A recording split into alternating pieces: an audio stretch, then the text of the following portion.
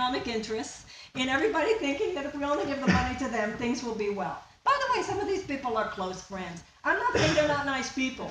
I'm just saying that that's not how democracy is meant to work. This is not about class warfare. Although what has effectively been waged over the last few decades is class warfare against the middle class in America, as evidenced by the fact there hardly is one anymore.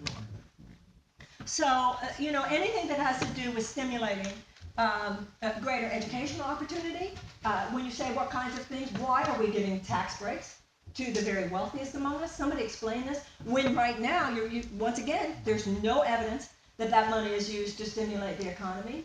It has to do with tax policy. It has to do with trade policy.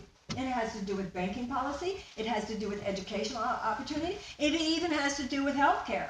Because when you say how to stimulate the economy, well, one thing you can do is make it not so often that the average American goes bankrupt. Do you know that in the last several years, half our bankruptcy came from people who went bankrupt because of healthcare costs? So it's interesting because the more justice you have, the more democracy you have, the better your economy is. Because what democracy is a greater share of all kinds of opportunity. Because that's the thing, people, not just take Americans away from it, people want to create. People want to do kick-ass things.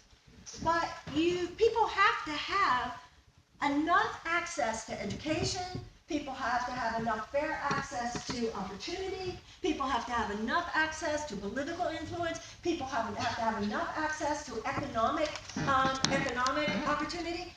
Listen, I'm a mother, and my daughter, get out of the bed, get off your butt and work. I'm not like let people be lazy and that's cool. That's not what we're talking about here. I'm totally okay. As a matter of fact, I celebrate the fact that in America today, you have to climb up the ladder of success yourself. But when you're really little, somebody has to put you on the first rung of the ladder. We're saying to people who, when they were too tiny to get to the first rung, climb yourself. How could they? And it begins with early childhood. So there are things which affect our economics, which do not overtly, but rather only indirectly affect our